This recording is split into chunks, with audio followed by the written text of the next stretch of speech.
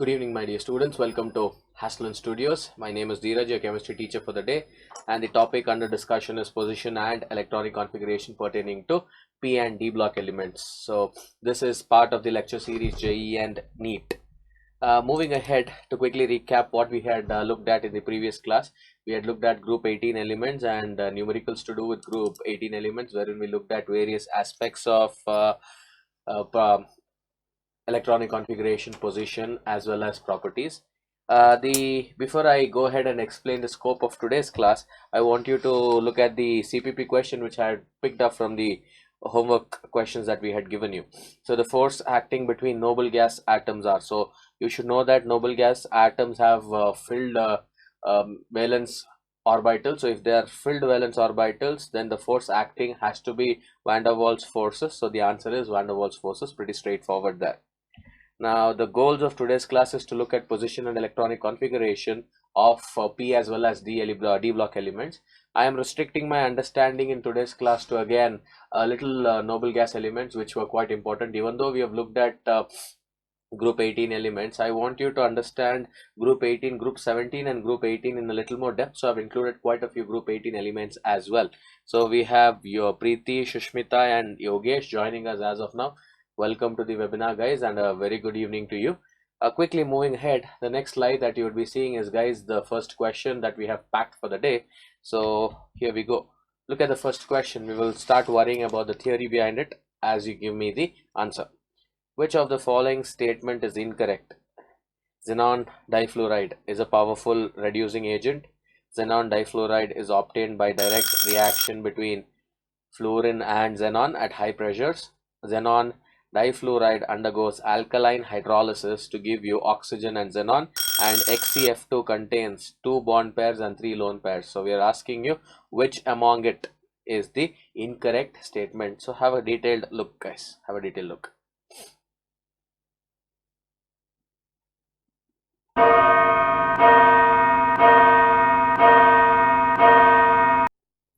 Clockmaster says time's up, so you can work from your end and let us know the answer quickly. Meanwhile, I'll give you the reactions. So if you look at it, second option B says XeF2 is obtained by direct reaction between Fe and Xe. That is right.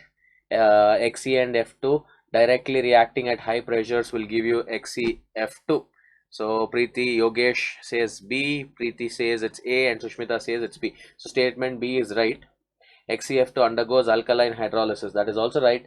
XeF2 reacts with water. That is, it undergoes hydrolysis to give us oxygen, xenon and HF. So statement 3 is also right, guys. And XeF2 contains 2 bond pairs and 3 lone pairs. That is also right. According to VSEPR, it is a linear structure wherein this is the structure and you'll have 3 lone pairs at the 3 corners of a triangle. So this is how the structure is. So it has 2 bond pairs and 3 lone pairs. Statement number 3 is also right. So Xe is a powerful reducing agent is a wrong statement. It is an incorrect statement. So option A is right. I can give you a reaction and prove it to you. The reaction is, if you take XeF2 and if you react it with, let's say, iodine, it will convert iodine into IF plus Xe. So you'll have IF plus Xe. So this is how the reaction will proceed. It proves to us that it is not a very good or a very powerful reducing agent. Fluorine has to be a very good, or XeF2 has to be a very good oxidizing agent, and the proof for this is this reaction, guys. So Preeti, Sakshi and Yogesh changed it later on. So you guys have given us the right answer. Good. Let us quickly proceed, guys. Let us quickly proceed to the second question. The second question is, in the given reaction for preparation of XeF4, what is the ratio of Xe and Fe used? So it is again a pretty straightforward yet important question. Xenon and fluorine, if they're undergoing reaction to give you xenon tetrafluoride, in what ratio will the reactants react among themselves is the question. 1:2, 1:5, 1:10 and 1:20. So which one is it going to be? So give it out for us quickly.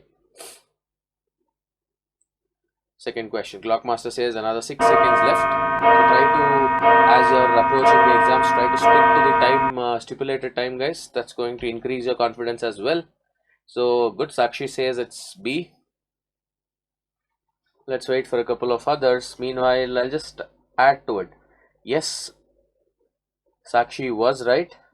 It has to undergo reaction in the ratio 1:5, and the reaction happens in a nickel vessel. So the reaction is supposed to happen in a nickel vessel where nickel will act as catalyst. So Yogesh, Sushmita also gave us the right answer. We have Mohammad Rian joining us with the second question. Very good timing, Mohammad Rian. So he straight away gave us 2D, but then I hope you have understood the details. It's just a factual question. You have to remember, you cannot really reason out this question. These are to be remembered type, but remember, what's the catalyst? Catalyst can also be a probable question, and in what ratio, like I've asked now, is again a probable question. Moving ahead is the third question, guys. Helium is suitable for low temperature gas thermometry because of its. So if you guys are aware of gas thermometry, then you will know what is low temperature gas thermometry. Have a look at it. It is because of high transition temperature of helium, real behavior, low boiling point and near ideal behavior, high boiling point and high polarizability. So what is it going to be? Why should helium be used in gas thermometry? Go for it, go for it. 13 more seconds left.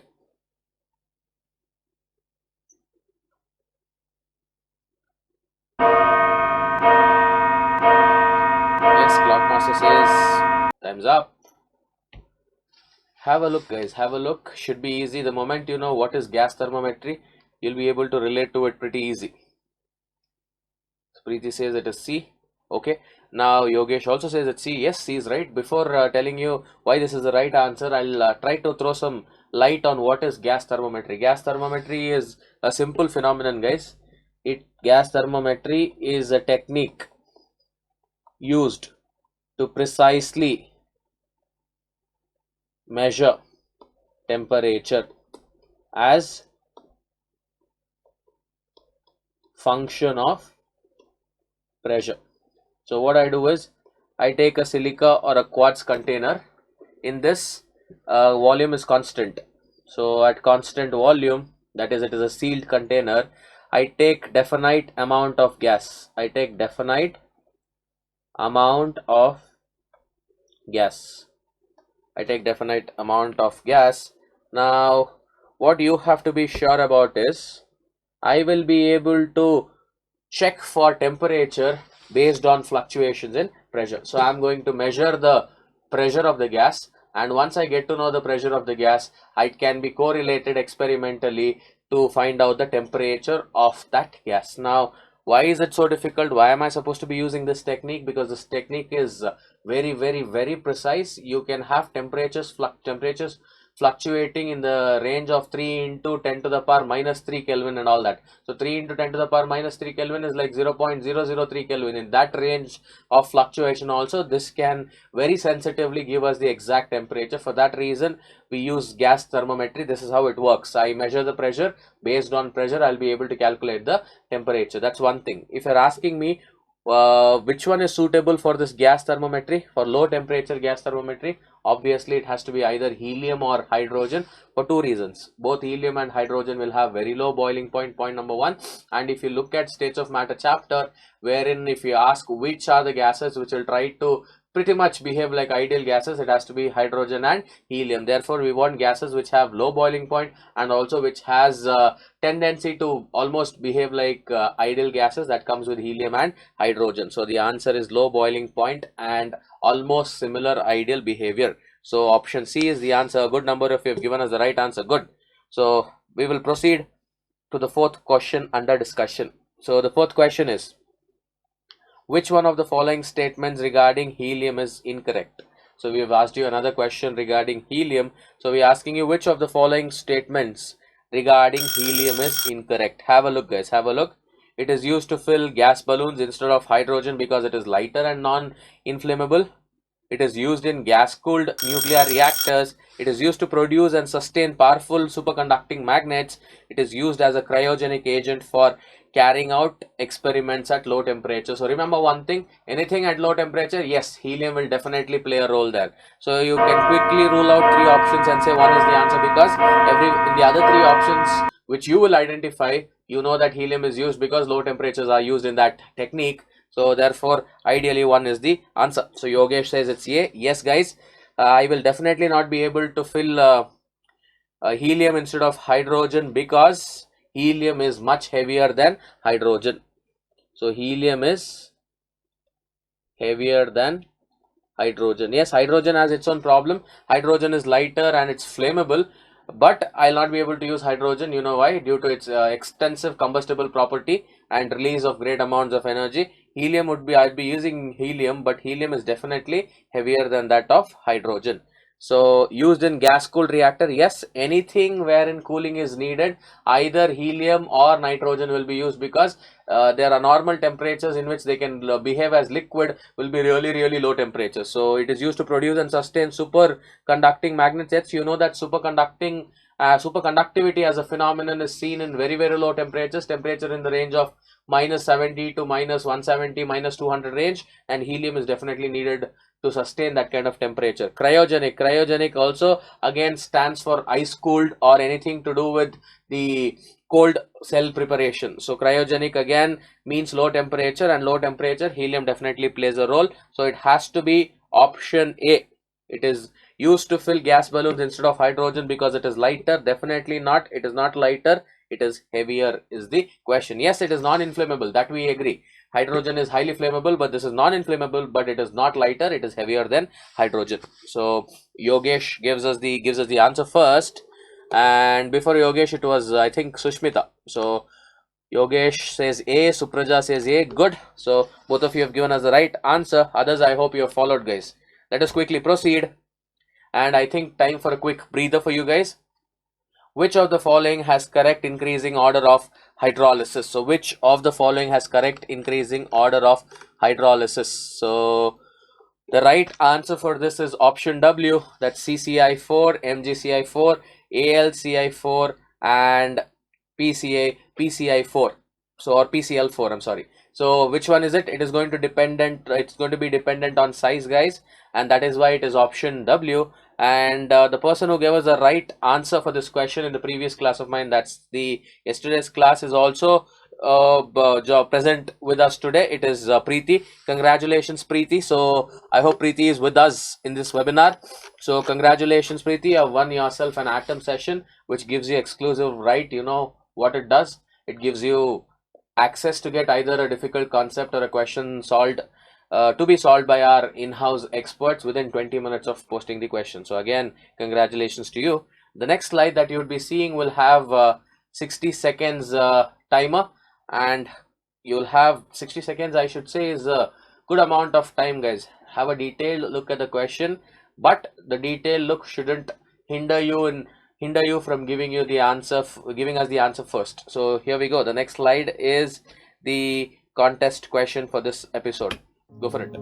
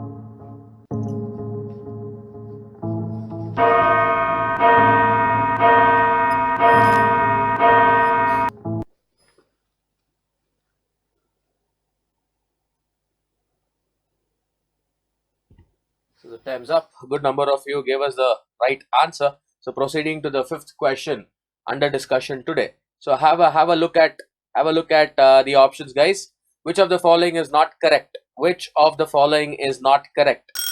XeO3 has 4 sigma and 4 pi bonds. the hybridization of Xe, xenon tetrafluoride is sp3d2. Among the noble gases, the occurrence of argon is highest in air. Liquid helium is used in cryogenic liquids. So just depending on the previous question, you can rule out one option and outrightly you will be able to give us the answer. Go for it, go for it. We are asking you for the incorrect option here.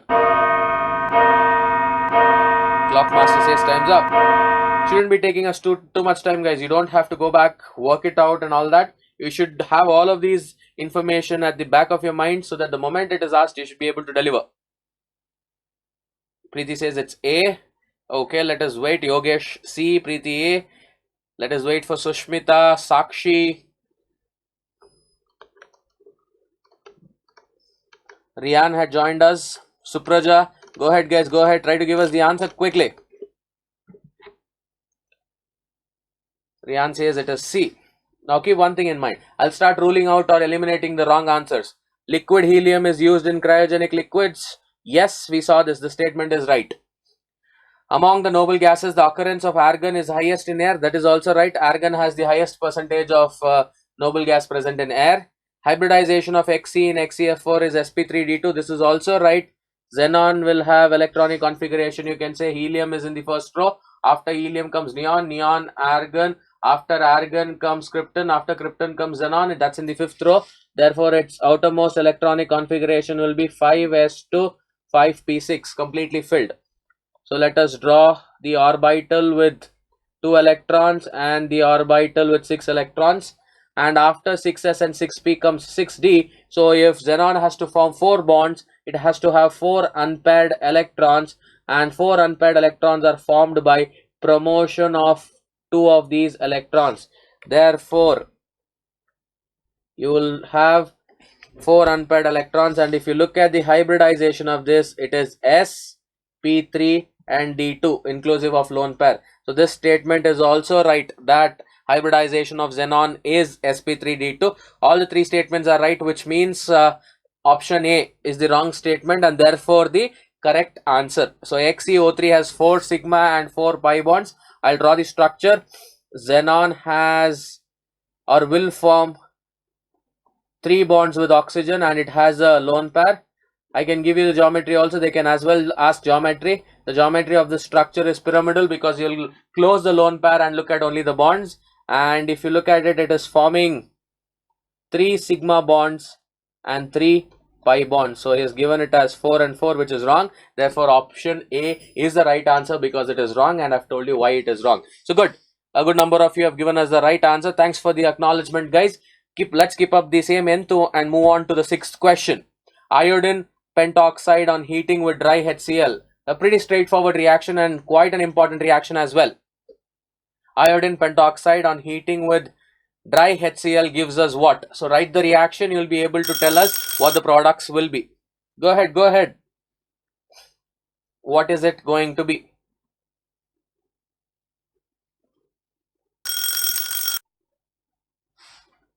Iodine pentoxide on heating with dry HCl gives us what?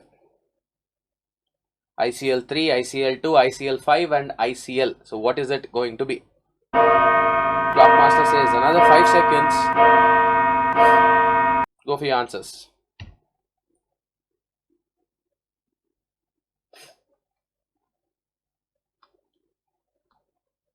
Waiting for the first person to give us the right answer. Go ahead, work from your end quickly. Yogesh says it is D. Rian says it is B. Okay, let's wait for a couple of more people. Preeti, Sakshi, Sushmita, Supraja, go ahead, guys. Sushmita also says it is D. Preeti says it is B. So we have 2 Ds and 2 Bs as of now. So let's see what is it going to be. I'll give you the reaction, guys. What will happen when iodine pentoxide? Iodine pentoxide is I2O5. When iodine pentoxide reacts with HCl, to balance the reaction, it's 10 moles of HCl. It ends up giving me 2 moles of ICl3, an interhalogen compound. ICl3 plus 5 moles of H2O plus 4 moles of Cl2. Therefore, I end up getting Cl2 and ICl3, that is 1 and 2, and therefore option A is the answer. So Sakshi gave us the answer last, but she made sure she gave us the right answer. So option A is the answer, and the funda to remember these things is to just remember the reaction. Like I said, in organic you can at least remember the mechanisms and make it simpler, but here you have to remember them at any cost by writing and practicing it. These are all very factual questions. So let us move ahead, guys, to the 7th question. So go for it. 7th question should be a little easy for us. Mark the correct statements about halogens. Electron affinity of halogen is in the order. So we have given you 4 trends and we are asking you which of the trend or which of the statement is right. So electron affinity of halogen is in the order of F greater than Cl greater than Br greater than I. HF is the strongest hydrohalic acid. F2 has lower bond dissociation energy than Cl2. All halogens show variable oxidation state. So have a look at it. You should be able to give us the answer in no time.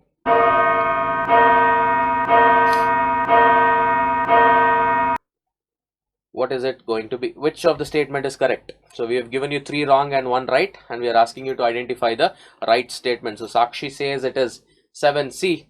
Okay, let us wait for others to quickly give us the answer. Supraja also says it's 7C. Yogesh also says it's 7C. Fine. Let us start eliminating the wrong answers, guys. If you look at the first option, electron affinity of halogen is in the order F greater than Cl greater than Br greater than I. No, that is not how the electron affinity is. For your quick understanding, electron affinity is maximum for chlorine than for fluorine. Even though fluorine is the most electronegative, it can just pull the shared pair of electrons towards itself, which is electronegativity but not electron affinity. Whereas which has higher electron affinity? Chlorine has higher electron affinity compared to fluorine because it is in the next row. That is, it has an additional shell or energy level which makes the atom bigger. If the atom is bigger, it can accommodate an incoming electron. So chlorine is going to have the maximum electron affinity, and depending on that the size continues. So chlorine, fluorine, bromine and iodine. So the first order given here is wrong. HF is the strongest acid. No, HI is the strongest acid, guys, because we have seen enough of these. In case of HI, hydrogen is a very small atom, fluorine on another atom on the other side is a very big atom. So if the size difference is too much, the bond length is higher, and higher the bond length, weaker the bond, and weaker the bond, the release of H plus or release of any of the given atoms can take place pretty easily. So since iodine is weakly electronegative, it is going to pull the shared pair of electrons towards itself, facilitating the release of H plus easily. So in this case, the order will be HI, HBr, HCl and HF. So order has to be this based on bond dissociation energy or bond strength, and F2 has lower bond dissociation energy than Cl2. Yes, this is right. In general, you can say that, as like I said, it is going to act as a paradox or opposing statement to whatever I just told you, that smaller the atom, stronger the bond. But here I am changing because fluorine atoms are so very small that, and it has 5 electrons in its valence shell, that the moment they come closer to each other, even though the bond is strong, the bond tends to be weakened by the interelectronic repulsion seen in the 2 atoms. So you should know that a covalent bond is formed by overlap of orbitals. So the atoms have to overlap. When atoms overlap, the atom size in fluorine is so small that the electrons present in both the atoms will bring about interelectronic repulsion and weaken the bond. Therefore, breaking a F2 bond is much easier compared to that of a Cl2 bond. And this is again in accordance to whatever I told you in the first case. Since there is already electronic repulsion, adding an electron becomes difficult to fluorine, whereas adding an electron becomes easier to chlorine. That is to reinstate statement 1. And all halogens show variable oxidation state. Yes, you can have variable oxidation states where halogens will have negative oxidation state, and whenever halogens combine among themselves to form interhalogen compounds, depending on their electronegativity, they will have either positive or negative, and definitely they have variable oxidation state because they have 7 valence electrons. So statement D is also yes. So you should be able to give it out pretty easily. So moving ahead, The eighth question. Good. We were talking about interhalogen compounds. So interhalogen compounds are, I'll give you a brief idea about interhalogen compounds. Interhalogen compounds are compounds formed between halogens only, where one of the halogen will be a little less electronegative than the other halogen. So that is about interhalogen compounds. I'll throw a little more light on it, but before that, try to look at the options, guys. They are prepared by direct combination of halogens, X and X dash. That is one halogen and another halogen bond is weaker than similar halogens bonds. They are thermally more stable. They are thermally more stable than halogens, and there is a large difference in their electronegativity. So what is it going to be? The clock master says time's up, but I can give you a couple of more seconds. Go for it. Go for it, guys. Go for it. Why are interhalogen compounds more reactive? So you should know that interhalogen compounds, two different halogens will join together to give a compound by formation of a covalent bond. So that is interhalogen compounds. First one is they are prepared by direct combination of halogens. No, that doesn't affect anything. Direct combination of halogens themselves we will make the compound to be called as interhalogen compounds. And X and X dash bond is weaker than X and X, and X dash and X dash bond. This is the right answer for us. You just have to remember that if the size compatibility between the atoms which are undergoing bonding, the size is almost compatible or almost similar, the similar sized atoms undergo better overlap, and better overlapped molecules are stable and less reactive. That is, if I have chlorine and chlorine, they can undergo overlap to a greater extent, and higher is the order of overlap or extent of overlap, stronger is the bond, lesser is the reactivity. But if you look at interhalogen compound, wherein iodine might be trying to form a bond with fluorine, or bromine with fluorine, bromine with chlorine, all of these are possible. You'll have two classes of interhalogen compounds, diatomic and tetraatomic. We shall look at it when time permits. And apart from that, to the point that I was talking, when two different sized atoms are trying to overlap, the extent of overlap is weaker. If the extent of overlap is weaker, the bond is not as strong as it should be. If the bond is not as strong as it should be, you guys should know that it is going to make the molecule more reactive. Therefore, option B is the answer. They are more thermally stable. They have large difference in their electronegativity. All that will not matter. This will affect polarity and this will affect its thermal stability. But what is going to make it more reactive is just the fact that the combining atoms sizes are not too very same. If they are not too very same, extent is weaker, extent of overlap is weaker, therefore bond is less strong, and hence the molecule is more reactive. So we have a good number of them giving us a right answer. So Sakshi says B, Shushmita B, Yogesh C, Supraja also says it is B, and Preeti as well. So hope you guys have understood the logic and the theory behind this question. Good, guys. Let's get going to the ninth question. So the ninth question under discussion. Which of the following increasing order is not correct as mentioned in the property? So we have given you a trend and we have asked you for the correct trend. So which one is matching with the trend is the question asked. Have a look at it. We have asked oxy acids of chlorine and we have coupled it with thermal stability. Again, oxy acids of chlorine and oxidizing power. And then we have given you the halide ions, and then we have changed a few compounds in D, and we are asking you oxidation number of iodine. So how is it going to be? Quickly, 10 seconds left.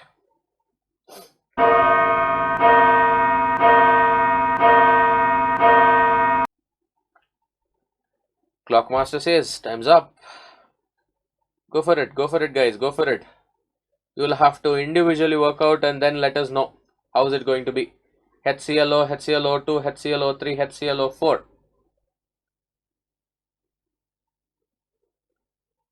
So how is it going to be?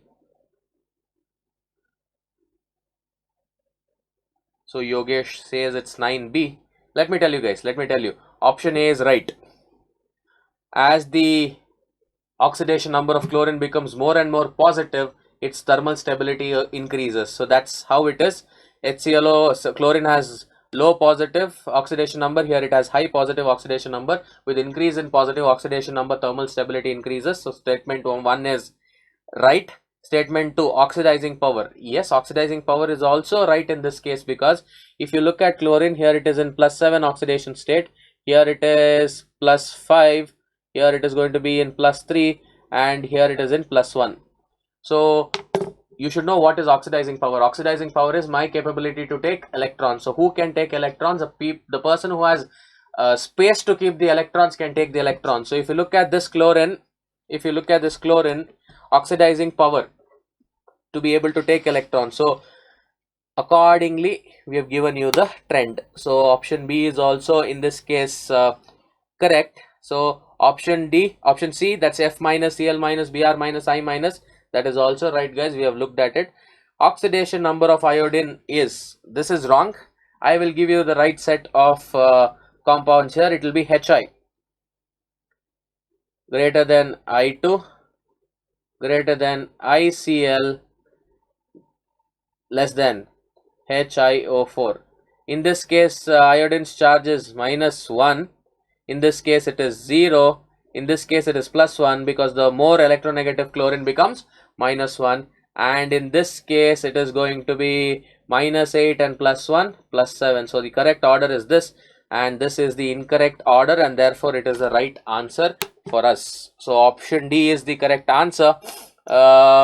Preeti gives us the right answer first. So others, even though you guys were moving around with the other options, I hope I've made the points clearer for you. Again, reducing nature, larger the halide ion, easily it can take an electron, because the electron that you have taken will not cause repulsions within the atom or ion. Therefore option C is also right.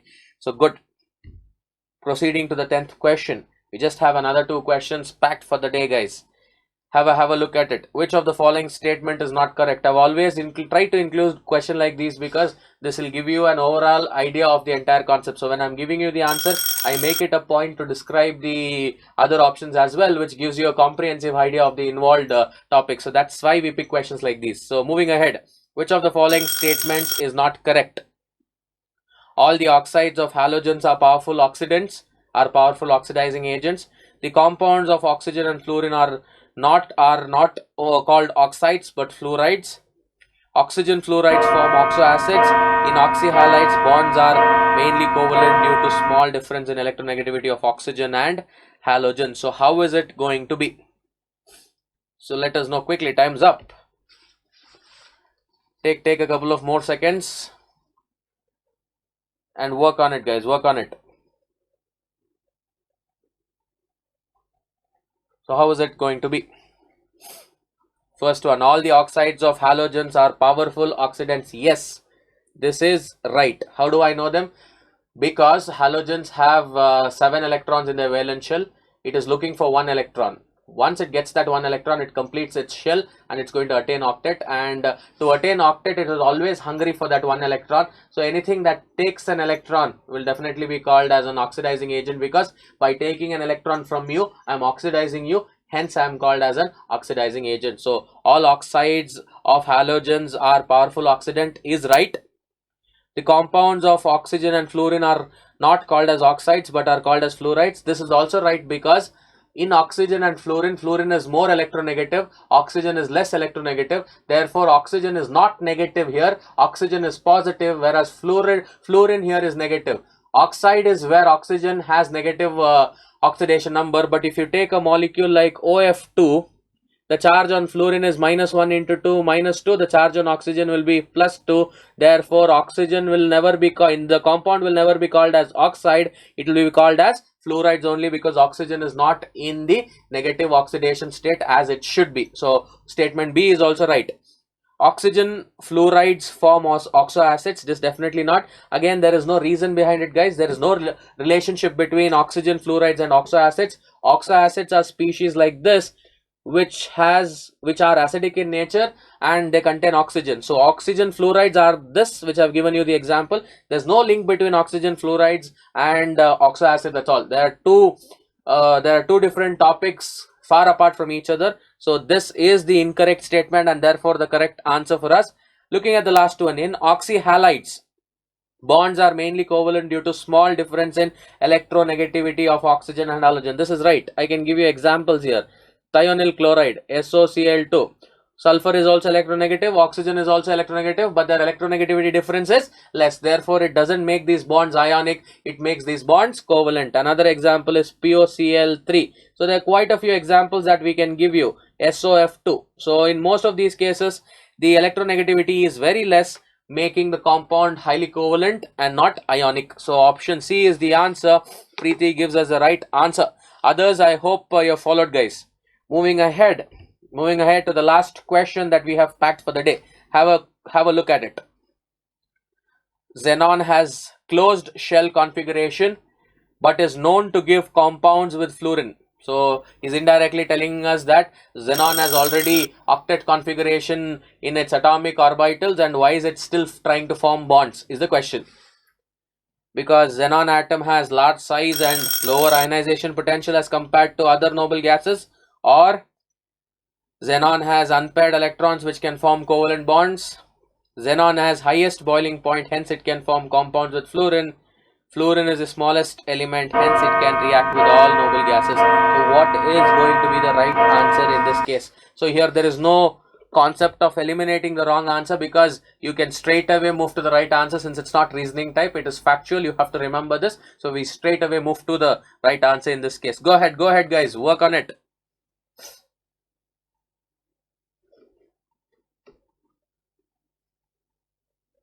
So xenon has large size and lower ionization potential as compared to other noble gases. So Sakshi says it's 11A, Yogesh and Supraja says it's 11B. So B is xenon has unpaired electrons which can form covalent bonds. Xenon does not have unpaired electrons. The moment, let us try to understand a little about it, guys. When does if you look at xenon's electronic configuration, valence is 5s2 and 5p6, wherein the valence electrons are completely paired. So the moment there is bond facilitation, or the moment there is bond happening process starting, that is when hybridization comes into picture, and hybridization creates unpaired electrons starting from paired electrons. So xenon has unpaired electrons is definitely not the idea, because xenon has completely paired filled orbitals. So once the bonding starts, only then the unpairing of electrons starts, because only unpaired electrons leads to formation of covalent bonds. So that is the second part. Your answer might be technically correct, but that is not according to the order. You're telling me yes, it might form bond and this is how it is forming bonds, but we are asking you, why is it even forming bond? So even though your question is right, the answer is right, I'm sorry, it is not definitely answering this question. So the right answer to this question is, why does xenon even start to form a bond? Because simple, if I take xenon, which has completely filled valence electrons, and if I take a highly electronegative atom, the highly electronegative atom has a tendency to pull the electrons from a particular opposite atom, and in this case the opposite atom should be loosely bound to its valence electron, wherein it can pull the electrons and form a covalent bond.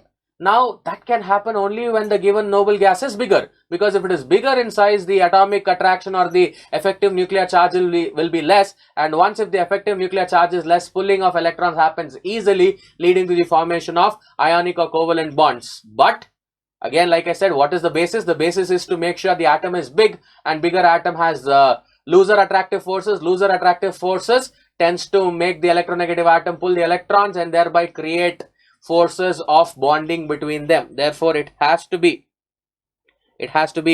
option A. So xenon atom has large size and lower ionization potential as compared to other noble gases. So Preeti gave us the right answer. Sakshi was the first one to give us the right answer, followed by Preeti. So good, guys. And before we move on, so Sakshi has asked us, can you explain what is quantum mechanical liquid? Yes, Sakshi, yesterday's class I told you guys we will be looking at VSEPR, that's structure based and quantum mechanical liquid. I've given you quite a few questions with respect to VSEPR theory, and yes, you have another session of mine shortly starting at 8:15. So I've decided to talk about quantum mechanical liquid in that class of mine, wherein it can relate to the concept that I'll be covering in the class that is shortly supposed to start. So we will definitely address that quantum mechanical liquid, not to worry at all. And moving ahead, the summary of the class, we had looked at various other aspects of p block elements, properties, physical, some chemical and some structural. So that was the intention, to cover the entire concept holistically and numerical aspect of it, guys. So thank you for joining. Like I said, you have another class of mine starting shortly. 8:15 is the class. So like Sakshi asked, we have an interesting concept pack there, quantum mechanical liquid. And apart from that, we will be starting with D and F block elements, wherein you'd be looking at chemical reaction, preparation processes, and physical aspects of coordination compounds in the class, which is very shortly supposed to begin. Till then, it is your chemistry teacher signing off. See you guys shortly.